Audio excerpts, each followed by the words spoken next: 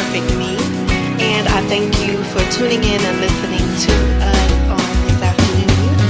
Imperfect Me, where it's all about transparency, encouraging love, learning, laughter, and living a God-filled purpose life. I just want to take a few minutes of your time today. I just thank you guys so much for being on with me. I wanted to share with you just a little bit, just kind of recap some, since I have not been on in a little while. I'm trying out this live, which I'm not so good at all. So bear with me if there's any. It's been quite an overwhelming year, I must say, for me and my immediate family. Sometimes your cup spills over from all of the circumstances and things that we deal with on a daily basis. There are times when it seems like the rain just never stops, but I have to continue to encourage myself. And in that, I have to encourage you. But sometimes, I have to take a time out because it's hard pouring from an empty cup,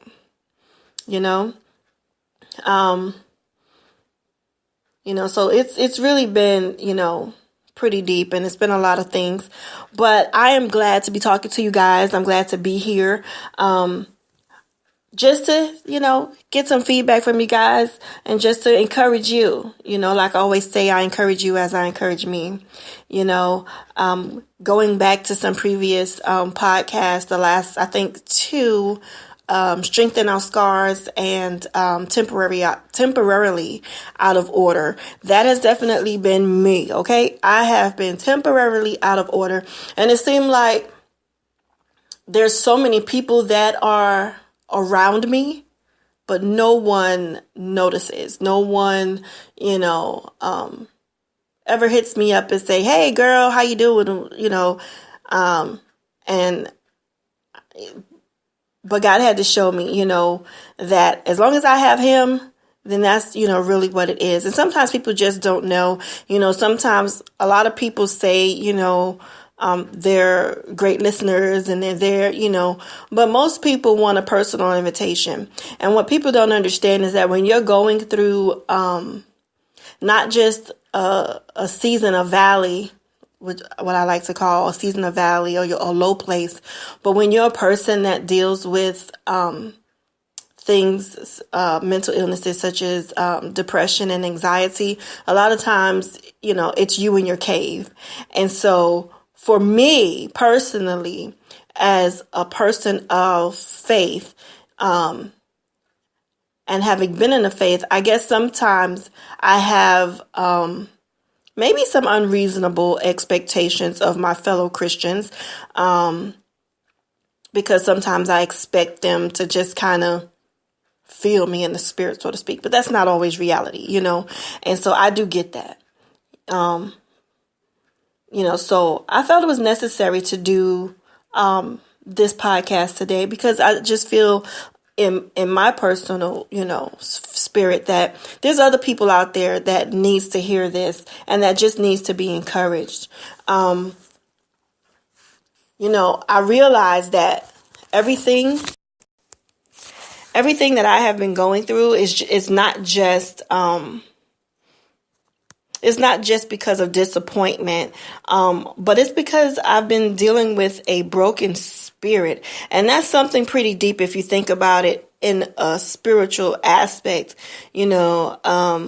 I spoke about it in Strengthen Our Scars, where I talked about Proverbs 18 and 14 and Proverbs 17 and 22, where it talks about the broken spirit. And, I think I also kind of reiterated a little bit on the difference between a broken spirit and a broken heart. They're two different things. When you have a broken spirit, you are totally, completely not yourself. And a broken spirit, with that comes things like depression and anxiety, where you're really not yourself. You're not you, and you don't deal with things as you normally would. It's like a whole nother level, but I don't want to just talk about the negative,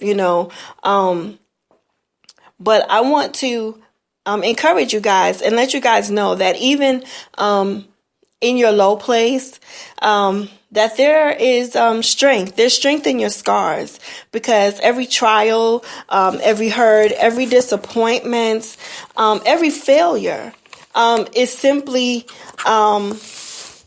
preparation.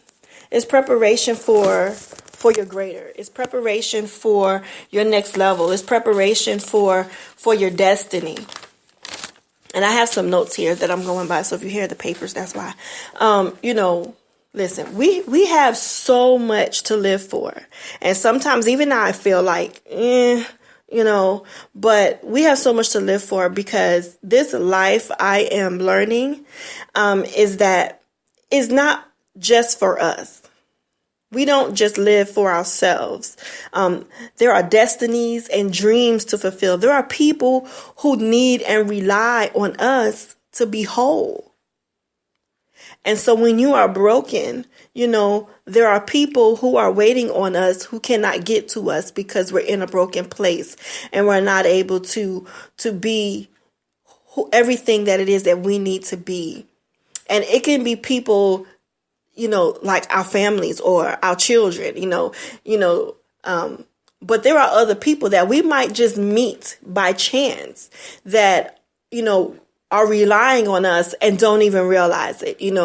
I really believe that everything happens for a reason. So sometimes we meet people and it's really not just about us. It's also about them, because we may be what they need in that moment, so, we have to learn how to, pick up the pieces. And sometimes, even though it feels like, especially when you're in that state of loneliness and depression, it feels like nobody is there. It feels like you're in this thing totally and completely by yourself. But I have learned to offset that by watching and learning from the background.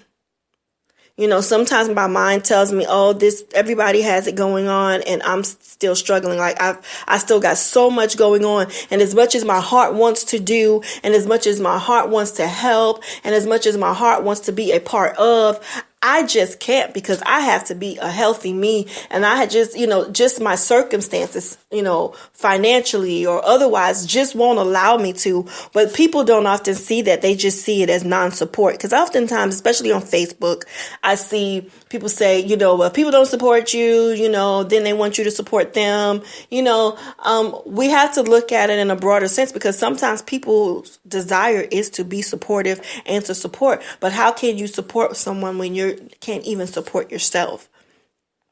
So sometimes we have to think with an open mind that it's really not that cut and dry, and it ain't always about you. It is not always about you. Sometimes that person's heart and desire is to be there and to be supportive of you, but sometimes they just can't.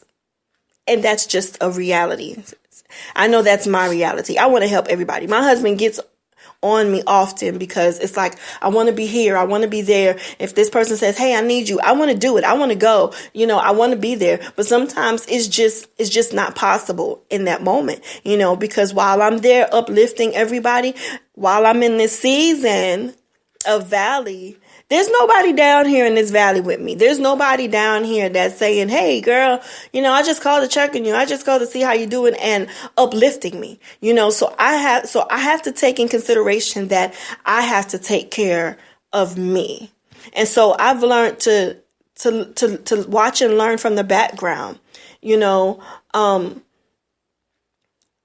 can't, I may not be able to afford every seminar or, every get well, get quick, scheme, or every let me show you how to make yourself better type of thing, or whatever it is. Sometimes it's good knowledge, it's good things.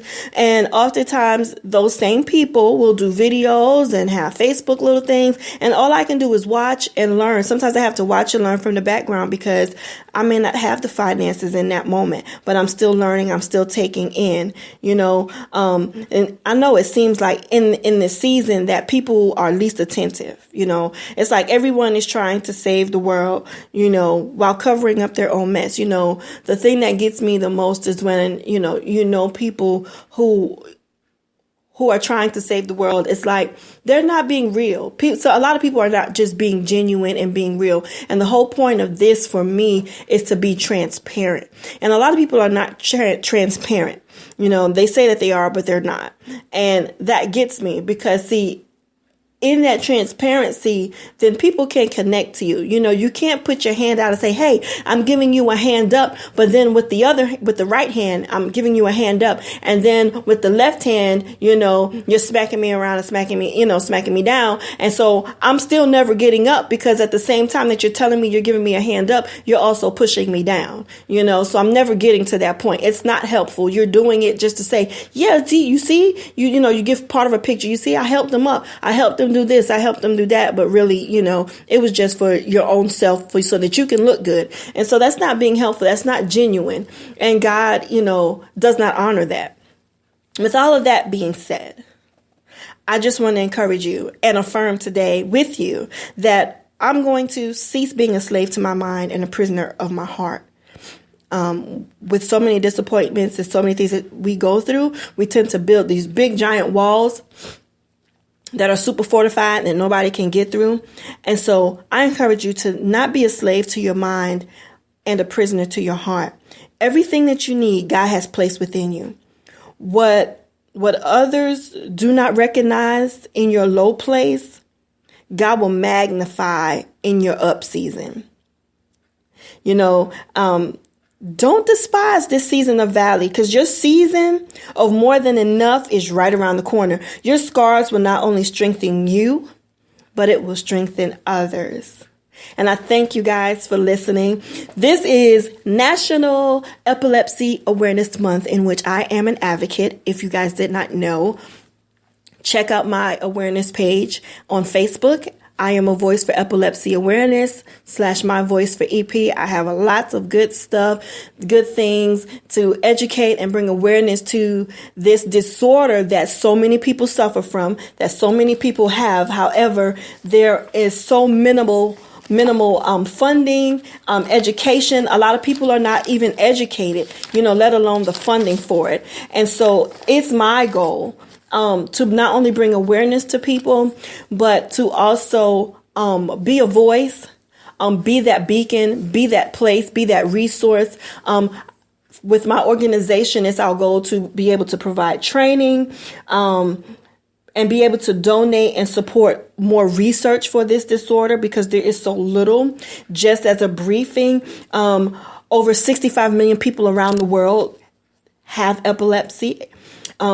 Over 50 million people will suffer with epilepsy worldwide. Approximately 3 million Americans have epilepsy. 1 in 26 people will develop epilepsy in their lifetime, and 1 in 10 people will have a seizure in their lifetime. Epilepsy affects more people than multiple sclerosis, more than cerebral palsy, muscular dystrophy, and Parkinson's disease combined. Okay, understand, combined. And there will be 50,000 people to die in the U.S. alone each year from epilepsy and seizure-related causes. There are just as many people that die from epilepsy as there is breast cancer. And actually, there are more people that die from epilepsy, than breast cancer. 39,520 people will die from breast cancer each year, whereas 50,000 people in the United States will die from epilepsy. And I can throw in some more numbers, but again, check out my epilepsy awareness page. This is National Epilepsy Awareness Month. I love you guys, and there is nothing that you can do about it. I pray that you guys have a blessed day. I pray that you've learned something, and I pray that you have been encouraged by this podcast. Drop a comment. Let me know. What did you think about it? Leave your thoughts. What's on your mind? And again, I thank you again for joining. For Imperfect Me, for joining Imperfect Me. And yes, I am a voice for epilepsy awareness. God bless you.